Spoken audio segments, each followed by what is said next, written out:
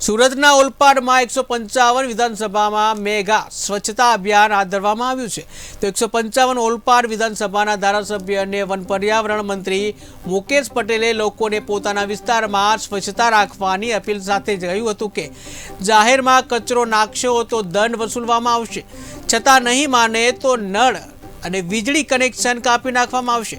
તો ગામમાં સ્વચ્છતા અભિયાન જરૂરી છે। કીમમાં ગંદકીનું જોવા મળી રહ્યું છે તો વન પર્યાવરણ મંત્રીએ હાથમાં લઈ ઝાડુ અને સફાઈ અભિયાન હાથ ધર્યું હતું। તો સુરતના ઓલપાડમાં સ્વચ્છતા અભિયાનની શરૂઆત કરવામાં આવી છે। ઓલપાડ 155 વિધાનસભામાં મેગા સ્વચ્છતા અભિયાનનું આયોજન કરવામાં આવ્યું છે, જ્યાં ધારાસભ્ય ઝાડુ સાથે સ્વચ્છતા અભિયાનમાં જોડાયા હતા। દેશના યશસ્વી પ્રધાનમંત્રી નરેન્દ્ર મોદીજીએ સ્વચ્છતા અભિયાનનું આહવાન કર્યું હતું અને સમગ્ર દેશમાં સ્વચ્છતા અભિયાન ચાલી રહ્યું છે। ત્યારે 155 ઓલપાડ વિધાનસભામાં આપ જોઈ રહ્યા છો રાજ્ય કક્ષાના વન પર્યાવરણ મંત્રી પોતાના વિસ્તારમાં છેલ્લા કેટલા સમયથી સ્વચ્છતા અભિયાનમાં શરૂઆત કરાવી છે। સાહેબ, જે રીતની સ્વચ્છતા અભિયાન ચાલી રહ્યું છે, શું કહેશો? દેશના વડાપ્રધાન નરેન્દ્રભાઈ મોદી સાહેબના સ્વચ્છ ભારતના સંકલ્પને સાકાર કરવા માટે 155 ઓલપાડ વિધાનસભાની અંદર આ તારીખ 16 થી એક મહાસફાઈ અભિયાન મેગા સફાઈ અભિયાનની આ શરૂઆત અમે સયાણ મુકામેથી કરી હતી અને એની અંદર તમામ ગામના લોકો જોયા। ઓલપાડ તાલુકાની અંદર 108 ગામની અંદર થી લગભગ 52 ગામોની અંદર સફાઈ થઈ ચૂકી છે અને અહીંયાથી અમે ક્યારેય એને રોકાવા નથી। આ સફાઈ ચાલે એને કન્ટિન્યુઅસ અમે સફાઈ કરતા રહેવાના છે અને લોકોને પણ અપીલ કરે છે કે દરેક ગામના લોકો 2 કલાક અઠવાડિયામાં 2 કલાક શ્રમદાન આપીને આપણું ગામ આપણું ફળિયું આપણો તાલુકો સ્વચ્છ રાખીએ એવી એમને પણ આપના થકી હું અપીલ કરું છું। આપણે જોઈ રહ્યા છો આજે અમે કીમ ગામની અંદર આવ્યા છે તો કીમ ગામ એક ટાઉન છે, ઇન્ડસ્ટ્રીઝની વસ્તી છે, સાથે સાથે અહીંયા ખૂબ મોટા પ્રમાણમાં પ્રવાસીઓ પણ રહે છે। ત્યારે એ લોકોને પણ વિનંતી કરે છે જે પ્લાસ્ટિકનો કચરો છે જે જાહેરમાં ફેંકે છે એમને પણ ના ફેંકવા માટે બી વિનંતી કરીએ છીએ। અને અમારા જે તાલુકાની અંદર જે બધા લોકો જે પ્લાસ્ટિકના બેગો સાથે શાકભાજી વેચે છે, દુકાનનું કરિયાણું વેચે છે, એને પણ અમે અપીલ કરીએ છીએ કે આના ના વેચો, એને થેલીમાં જ એને આપો। એટલા માટે તાલુકા પંચાયત તરફથી અમે જાહેરનામું બી કર્યું છે કે પ્લાસ્ટિક વાપરાશે ઇન્વેસ્ટ હિસાબમાં દંડ કરવામાં આવશે અને આવનારા દિવસોમાં અમે ગામથી શરૂઆત કરો અમારું ગામ પ્લાસ્ટિક મુક્ત ગામમાં ક્યારેય પણ પ્લાસ્ટિકનો ઉપયોગ નહીં થાય। આ સફાઈ અભિયાન અમારું 1 તારીખે પૂરું થઈ જશે તો એ પછી અમે અભિયાન ચાલુ કરવાના છે। સામાન્ય જે જાગૃત નાગરિક છે તે તો સ્વચ્છતા અભિયાનનું પાલન કરતા હોય છે, જાણે અજાણે લોકો નાખી જતા એવા લોકોને શું આપને અપીલ કરશો?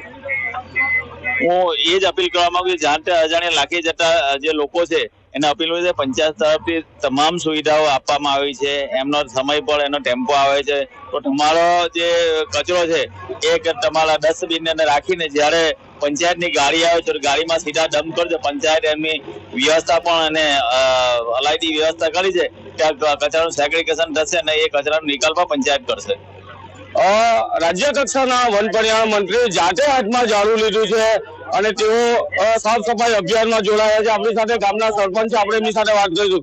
પવનભાઈ, આજે આપણા વિસ્તારની અંદર સાફ સફાઈ અભિયાન પૂરજોશમાં ચાલી રહ્યું છે, આવનાર સમયમાં આ કામગીરી કઈ રીતે ચાલશે? અમારે ત્યાં લગભગ રોજનું શેડ્યુલ છે, 15 કર્મચારીઓ છે, રોજનું સફાઈ કરે છે, પણ છતાં મારે લોકોને એક મેસેજ આપવો છે કે અમે અત્યારે સફાઈ કરીશું કાલે પાછો આ ઢગલો છે। તો મારે ગામ લોકોને વિનંતી કરું છું કે આપનો કચરો રવિવારે પણ અમારા ટ્રેક્ટરો આવે છે, આપણો સાફ કરીને તમામ કચરો ટ્રેક્ટરમાં નાખવા વિનંતી છે। ખાસ તો જે રીતે લોકો કચરો નાખી જતા હોય પંચાયત વારંવાર સાફ સફાઈ કરતી હોય છે તો કોઈ દંડની જોગવાઈ કરવામાં આવી છે આ વખતે? હા, અત્યારે મંત્રી સાહેબે પણ કીધું છે અને તાલુકા પંચાયતથી એક GR આવ્યો છે કે જે કંઈ કચરો નાખે એટલે એને 500 રૂપિયા પેનલ્ટી। અને હું ગામ લોકોને વિનંતી કરું છું કે આવા લોકોને ખુલ્લા પાડવા માટે કેમેરામાં તમારે એને કેદ કરજો। એ 500 રૂપિયા દંડની જોગવાઈમાંથી 100 રૂપિયા અમે જે ફોટો આપશે એને અમે આપવાના છે। એ રીતના ગામના સફાઈ માટે આ વ્યવસ્થા કરીએ છીએ અમે। ગામના જાગૃત સરપંચ દ્વારા લોકોને અપીલ કરવામાં આવી છે કે સ્વચ્છતા અભિયાન જાળવો અને ફોટો પાડો, જાહેરમાં કચરો નાખતા લોકોને ખુલ્લા પાડો અને 100 રૂપિયાનું ઇનામ લઈ જાઓ। આ જાહેરાત છે તે ગ્રામ પંચાયત દ્વારા કરવામાં આવી છે અને સૌથી મહત્વની બાબત છે કે દેશના યશસ્વી પ્રધાનમંત્રી નરેન્દ્ર મોદીએ સ્વચ્છતા અભિયાનનું સપનું જોયું હતું અને આ સપનું હવે સાકાર જવા જઈ રહ્યું છે, કારણ કે રાજ્ય કક્ષાના મંત્રી નહીં પણ સામાન્ય માણસ પોતાના હાથમાં ઝાડુ લઈને રસ્તા પર નીકળી પડ્યો છે અને ઠેર ઠેર તેઓ હવે સ્વચ્છતા અભિયાનના કામે લાગ્યા છે. મારું ગામ સ્વચ્છ છે, મારા ગામમાંથી બીમારીઓ દૂર થઈ જશે અને સમગ્ર ગામ, કસ્બા અને નગરની અંદર જો સ્વચ્છતા રહેશે તો રાજ્ય અને જિલ્લો સ્વચ્છ રહેશે અને હાલ એની કામગીરી પૂરજોશમાં ચાલી રહી છે. તેની શરૂઆત 155 વિધાનસભામાં રાજ્ય કક્ષાના વન પર્યાવરણ મંત્રી મુકેશ પટેલે કરાવી દીધી છે. સાયણ, ડેલાર જેવા વિસ્તારો બાદ હવે આજે કીમ વિસ્તારની અંદર સાફ સફાઈ અભિયાન ચાલી રહ્યું છે અને લોકો મોટી સંખ્યામાં જોડાઈ રહ્યા છે.